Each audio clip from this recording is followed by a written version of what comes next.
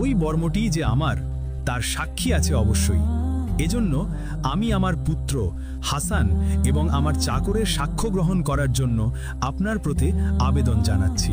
কাজী শরী বললেন, তা বেশ, কিন্তু এদের পরিচয়? হযরত আলী রাদিয়াল্লাহু বললেন, হাসান আমার পুত্র আর কুম্বার আমার ভৃত্য। ওরা সাক্ষ্য দেবে এবং সত্যকে প্রকাশ করবে। কাজী সাহেব বললেন, মহামান্য খলিফা, আমি দুঃখিত এজন্য যে এদের দুজনের কারো সাক্ষ্যই আদালতে গ্রহণযোগ্য নয়। আপনাকে সত্য প্রমাণ করার জন্য অন্য সাক্ষীর ব্যবস্থা করতে হবে। কাজীর কথা শুনে মহান খলিফা আলী রাদিয়াল্লাহু বিব্রত হলেন। তবে তিনি মোটেও রাগ করলেন না, শুধু বিস্ময় প্রকাশ করে বললেন, আপনি কি মনে করেন এরা আমার হয়ে মিথ্যে কথা বলবে?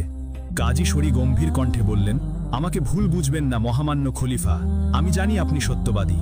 আপনার পুত্র হাসান শ্রেষ্ঠ নবী হযরত মুহাম্মদ সাল্লাল্লাহু আলাইহি ওয়াসাল্লামের দৌহিত্র।